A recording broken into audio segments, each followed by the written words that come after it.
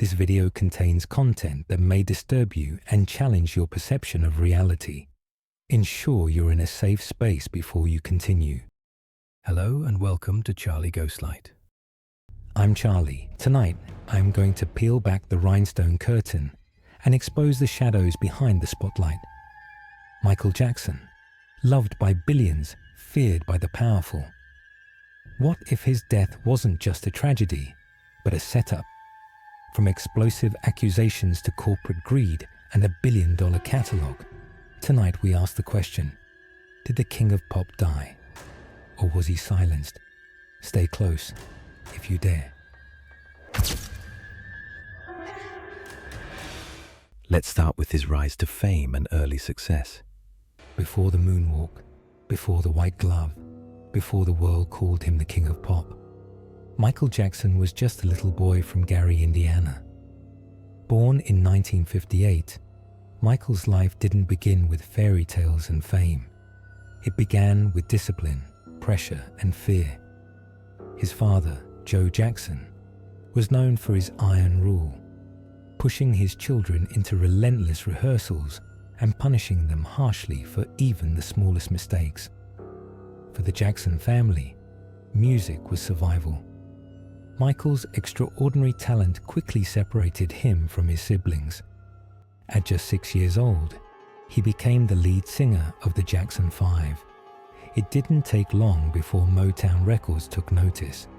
The Jackson 5 signed with the label in 1968 and released hit after hit. I Want You Back, ABC, I'll Be There. Their infectious energy and Michael's mesmerizing voice catapulted the group to stardom. But it was just the beginning for him. Behind the scenes, the pressure was suffocating. The world saw a dancing, smiling child. But Michael was already growing weary. He once admitted in interviews that he missed out on a childhood. There were no school dances, no playground games, just studio sessions, hotel rooms, and flashing cameras. When Michael finally broke free to start his solo career, he was no longer the little boy in matching suits with his brothers. He was a man with something to prove, and prove it he did. In 1979, he released Off the Wall, produced by the legendary Quincy Jones. It was funky, bold, and mature. The world saw a new Michael, one who could blend disco with soul and make it sound revolutionary. Tracks like Don't Stop Till You Get Enough and Rock With You soared up the charts. Then came 1982, and with it, the phenomenon known as Thriller. It wasn't just an album, it was a cultural earthquake. 7 of the 9 tracks became top 10 hits. The title track's music video, with its zombie dance sequence and cinematic production, broke every rule and expectation for music videos. People around the globe tried to mimic the choreography. Schools, parades, weddings, even funerals featured the Thriller dance. Michael Jackson became a global obsession. His iconic moonwalk during a live performance of Billie Jean made headlines across continents. His sequined glove became a symbol. His smile, his voice, his mystery, everything about him was unforgettable. But beneath the fame, cracks were already beginning to form. As his star rose higher, so did the stakes. Michael wasn't just a pop star. He was a brand, a business, and to many, a cash cow. He didn't just make music, he made history. And with that kind of influence, enemies, both silent and powerful, started to take notice. At the height of his fame, Michael founded the Heal the World Foundation, using his platform to address poverty, disease, and children's welfare. He donated millions, visited sick children in hospitals, and spoke about changing the world with love. His Neverland Ranch became a sanctuary for him and for children, an escape from the cold glare of fame. It was part theme park, part mansion, and all Michael, whimsical, imaginative, and haunted by a longing for the childhood he never had. But one move in 1985 planted a seed that would grow into a tangled mess of corporate greed, betrayal, and conspiracy. Michael purchased the rights to the Beatles' music catalogue. The Beatles' catalogue was one of the most valuable music assets in the world. Owning it gave Michael control over the songs of legends. But this wasn't just a business decision, it was a declaration. He was no longer just a performer, he was a mogul. That catalogue had ties to Sony Music Publishing, and suddenly, Michael Jackson, the kid from Gary, Indiana, had leverage over a giant. This move would come back to haunt him. Sony had plans, long-term, deeply embedded corporate interests, and now, one man held a major piece of their puzzle. The whispers started then. Whispers that he was getting too powerful, too unpredictable, too hard to control.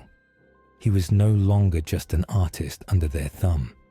He was a player in the boardroom. The moonwalk had taken him to the top of the world, but the higher he climbed, the more dangerous it became. This was the rise of Michael Jackson, a tale not just of music and fame, but of power, control, and silent threats lurking in the shadows of record contracts and dollar signs. And just as the world danced to Thriller, forces were already lining up to make sure the King of Pop would never outshine the empire behind the curtain. The Sony feud begins. By the early 1990s, Michael Jackson was not just a superstar. He was a global institution. But what most didn't see was the complex web of control behind the scenes. In 1991, Jackson inked a historic $1 billion contract with Sony Music Entertainment. It was meant to be a partnership that would elevate both him and the label to greater heights. But in hindsight, it looked more like the start of a slow, calculated descent. The contract obligated Michael to deliver multiple albums. His first under the deal was Dangerous, 1991, a bold, genre-blending album that dared to challenge social norms. The lead single, Black or White, tackled themes of racial harmony, but was met with backlash. The music video, which ended with a scene of Jackson smashing car windows and grabbing his crotch in a fiery rage, sparked controversy. Some called it too violent, too raw. But beneath the criticism, there were whispers. Was Sony already beginning to distance itself? Then came 1993, a pivotal year that shattered Michael's image. Allegations of accused of abuse. And the media frenzy was unlike anything seen before. Sony, fearing for its own reputation, allegedly began withdrawing support from Jackson. Marketing campaigns slowed, radio play dwindled. While the accusations were never proven in court, Jackson settled out of court for $23 million. The damage was done. The King of Pop was now viewed with suspicion, and Sony's enthusiasm for their billion-dollar partner began to wither. Besides the storm, Jackson pushed forward. In 1995, he released History, Past, Present and Future, Book 1, a double-disc album that Sony insisted include a greatest hits compilation. Jackson reportedly protested, believing his new material was strong enough to stand on its own. But Sony had doubts. They didn't trust the market to embrace a full album of new work from an artist still under the microscope. The second disc featured some of Jackson's most defiant music, tracks like Scream, They Don't Care About Us, and Tabloid Junkie, lashed out at the media, the industry, and those he felt had betrayed him. It was raw, angry, and deeply personal, and once again, controversy followed. They Don't Care About Us was accused of anti-Semitic lyrics, charges Jackson vehemently denied. He re-recorded the track, but the damage was done. Promotion for History felt subdued, almost reluctant, and Jackson began to feel that Sony was no longer an ally. The cracks widened by the time Invincible arrived in 2001. It was Michael's final studio album, and its production cost was staggering. Over $30 million. Yet the promotional budget was mysteriously slashed. Planned singles like Unbreakable were abruptly cancelled. Despite debuting at #1 in 13 countries and selling 6 million copies, Invincible was labelled a failure by Sony standards. Behind the scenes, Michael's relationship with then Sony Music president Tommy Mottola had grown toxic. At a 2002 press conference, Jackson stunned the world by publicly calling Mottola a racist and a devil. And Tommy Mottola is a devil. I'm not supposed to say what I'm going to say right now, but I have to let you in on a secret. Say it. So, please don't videotape what I'm going to say, okay?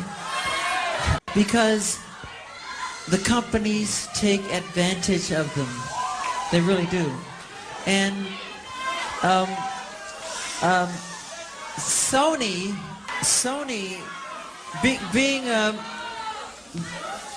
being the artist that I am at Sony, I've generated several $1 billion for Sony.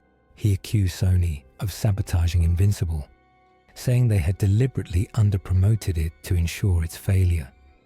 In a fiery speech, he warned fellow artists, "Be careful, because there's a conspiracy. I know my race. I just look in the mirror. I know I'm black." This moment marked a dramatic shift. Jackson wasn't just battling bad press anymore. He was accusing one of the most powerful executives in the music industry of systemic racism and corporate sabotage. It was unheard of, and it came at a steep cost. Sony cut ties with Jackson. Promotion of his back catalogue was scaled down. Plans for future collaborations disappeared.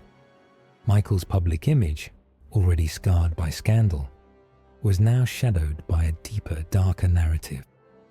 A brilliant artist locked in a battle with a machine far bigger than himself. But was he paranoid, or was he right? Industry insiders have since admitted that Invincible received less support than previous releases. Some attribute it to changing consumer habits. Others point to internal conflicts. But Michael believed, fiercely, that Sony had betrayed him. He claimed they wanted him to fail. Why? Because if he faltered, if his career collapsed, Sony would gain full control over a musical empire worth hundreds of millions. His catalogue, his masters, and most notably, the Beatles' catalogue. In 1985, Michael made a bold move by purchasing ATV Music Publishing, which owned the rights to most of the Beatles' songs. It was a business coup that shocked the industry.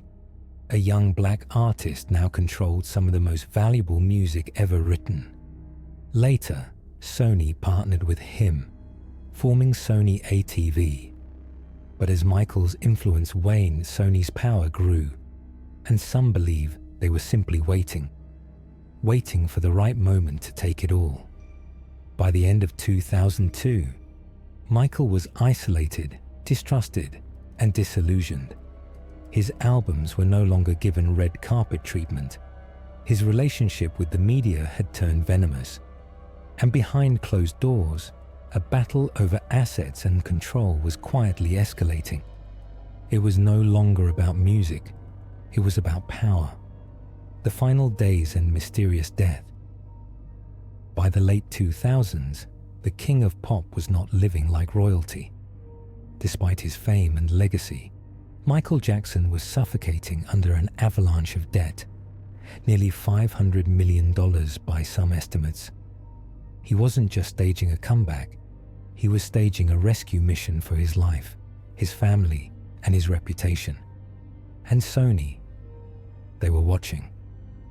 Desperate to stay afloat, MJ agreed to perform 50 shows at London's O2 Arena, an almost inhuman commitment for a man whose health and mental state were already fragile. This massive comeback, dubbed "This Is It," was supposed to revive his fortune. But privately, Michael expressed dread. Close associates claimed he feared sabotage from Sony. He believed they would stop at nothing to get their hands on his most prized asset, his music catalog. Night after night he rehearsed obsessively, yet behind the scenes he whispered one chilling thought to those he trusted. They're going to kill me. Then came June 25th, 2009. The world froze. It's very, very sad news, Jim Moret, and to all of our viewers.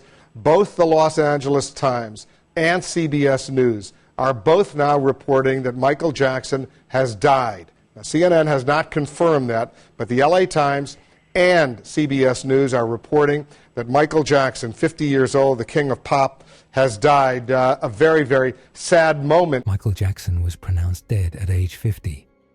Cause of death? Acute propofol intoxication, administered not in a hospital, but by his personal physician, Dr. Conrad Murray, in a private bedroom inside a rented Los Angeles mansion. But this wasn't just a case of medical negligence. It smelled like something far darker. First, the 911 call was delayed. By the time emergency services arrived, MJ had already stopped breathing. Toxicology reports later revealed he had over 18 different drugs in his system. 18. Murray admitted to using propofol regularly to help MJ sleep, an act already treading the line of criminal recklessness. But here's where things get eerie. Just days after MJ's death, Sony released the concert film This Is It. It was suspiciously quick, almost as if the footage had already been prepped for a posthumous launch. Then came the albums, documentaries, and endless merchandise. The king of pop was suddenly more profitable dead than alive. In fact, within months of his passing, Sony struck a $250 million deal to distribute his unreleased work. By 2024, they had bought 50% of his catalog for $600 million. Unanswered questions piled up. Why was there such an immediate media and corporate push to monetize his death? Why did MJ's estate appear to be undervalued during negotiations? And most disturbing, why had Michael, in the years leading up to his death, repeatedly told friends and family he was afraid of being murdered? LaToya Jackson, his sister, didn't mince words. Conrad Murray is simply the fall guy. This was definitely something that was premeditated, that they had planned to do, and they planned to take my brother out, and my brother knew it, and that's why he told me repeatedly and repeatedly and repeatedly that this was going to happen to him. He explained it to me. He explained it's because of my catalog, which is my publishing, and they're after it, and they want it, and they want their hands on it, and they want to take it away from me. So Michael developed this love-hate relationship with his catalog. I don't want it because it's going to destroy my life. She claimed outright. Michael was murdered for his catalog. Insiders whispered that Sony execs viewed Michael as a ticking time bomb. He had become too vocal, too unpredictable.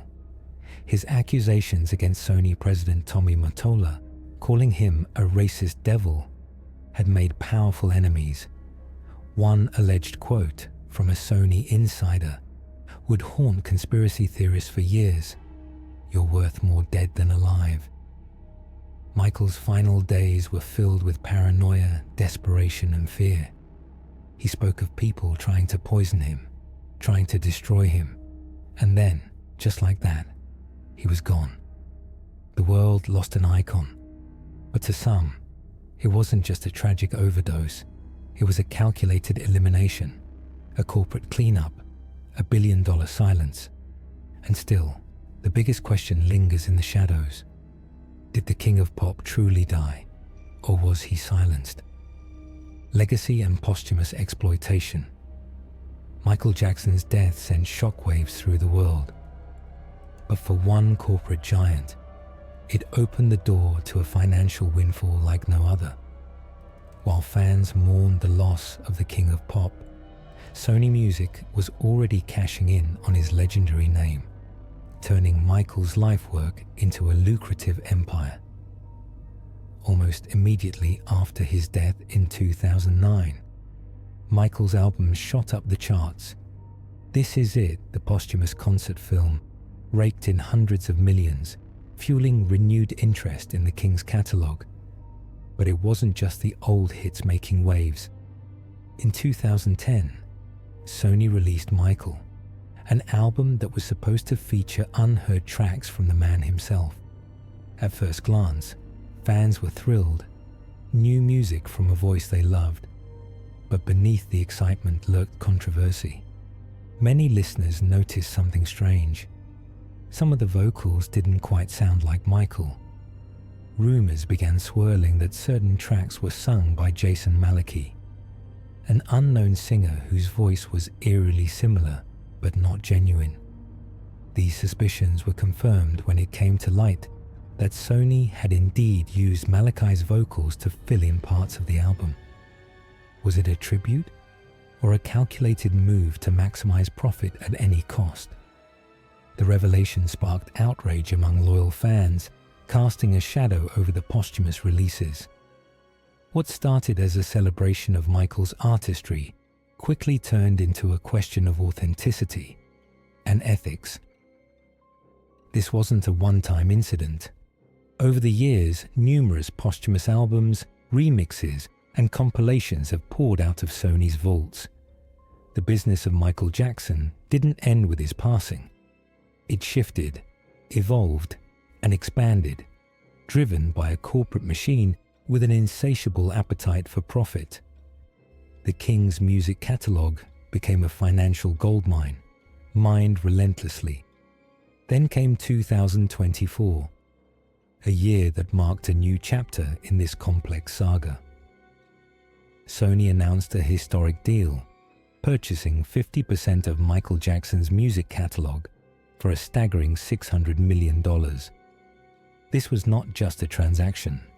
It was the largest music catalogue acquisition in history. Half of Michael Jackson's life's work, the very heart of his artistic legacy, now belonged to Sony outright. The magnitude of the deal sent ripples through the music industry, underscoring just how valuable MJ's music remains, decades after his rise to fame and untimely death. But the question haunting fans and insiders alike was, at what cost? Behind the scenes, the Jackson family was locked in bitter battles over royalties, rights, and control. Michael's death didn't bring peace. It unleashed a fierce struggle over his fortune. As early as 2007, even before Michael's passing, Janet Jackson tried to intervene. She voiced concerns about how Sony was managing her brother's affairs and attempted to stop what she saw as exploitative deals. Her warnings fell on deaf ears, but the seeds of conflict were already planted. The Jackson estate found itself fighting on multiple fronts: legal battles against Sony, disputes with management companies, and internal family conflicts over how to protect Michael's legacy. Royalty payments were a constant source of tension. Was the estate receiving what it was truly owed? Or were corporate contracts designed to squeeze every last dollar from Michael's catalogue while giving the family scraps? The struggle was far from simple. On one hand, Sony had the power and resources to keep Michael's music alive, pushing it to new generations of fans around the world. Their global distribution channels, marketing machines, and industry influence ensured MJ's name remained in headlines, streaming charts, and playlists. On the other hand, this corporate dominance came at a price, one that many argue sacrificed artistic integrity and family interests. The battle for Michael's legacy paints a haunting picture. A lonely ranch once filled with dreams, laughter, and music, now overshadowed by the cold, unyielding logos of major record labels. Neverland Ranch, Michael's personal sanctuary, symbolized freedom and creativity. But in the hands of corporations, his life's work became a commodity, packaged and sold without the soul that once gave it meaning. Fans watching from the outside see a tragic irony. The man who gave the world Thriller, Billie Jean, and Heal the World is now reduced to assets on a balance sheet. The king of pop's artistic genius and humanitarian vision clash with the harsh realities of corporate greed and legal warfare. But this story is far from over. As Sony tightens its grip, the Jackson family continues to fight for control, transparency, and respect for Michael's true legacy. Janet Jackson's early warnings serve as a chilling reminder that behind the glitz and glamour lies a darker tale, one where money, power, and betrayal threaten to rewrite history. Will the king of pop's music remain a beacon of inspiration, or will it become just another product, lost in the shadows of corporate ambition? As you listen to his timeless hits, ask yourself, who really holds the crown now? So here's the truth laid bare. Michael Jackson was a true genius, a global icon whose music changed the world. But behind the magic, he faced something darker. Corporate greed, battles over control, and endless exploitation tried to silence the king of pop. Was he pushed down because he fought to break free from those who wanted to own him? If you want to uncover more hidden stories behind the music industry's biggest secrets, hit that like button and subscribe. There's a lot more to reveal, and you won't want to miss it. And as we close, listen closely to Michael's own words from 2002. Chilling and raw. They're trying to kill me. They're greedy.